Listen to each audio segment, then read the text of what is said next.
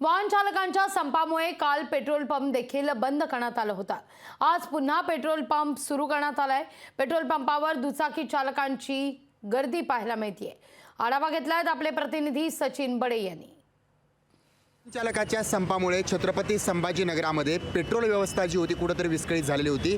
इंधन जे होतं ते वेळेवर मिळत नव्हतं। मात्र आज जर पाहिलं तर जो पेट्रोल पंप काल पेट्रोल नसल्याने बंद झालेला होता तो पेट्रोल पंप पुन्हा एकदा सुरू झालेला आहे।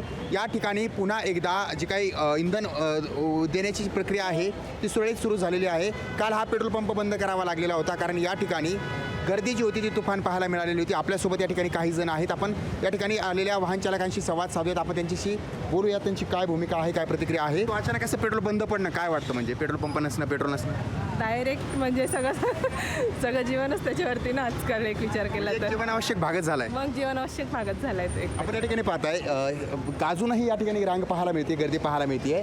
म्हणजे जरी पेट्रोल वाटप सुरू झाले असली, पेट्रोल वाटप केलं जात असलं, स्टॉक अवेलेबल झाला असला तरी सुद्धा या ठिकाणी गर्दी जी आहे ती पाहायला मिळते। आपण जर पाहिलं तर आता पेट्रोल द्यायला सुरुवात झाली, मात्र अजूनही पेट्रोल पंपावर जी काही गर्दी आहे ती कायम असल्याचं पाहायला मिळतंय। त्यामुळे या ठिकाणी हे बोललं जातंय की असं संकट पुन्हा येऊ नये। सचिन बडे, लोकशाही मराठी, छत्रपती संभाजीनगर।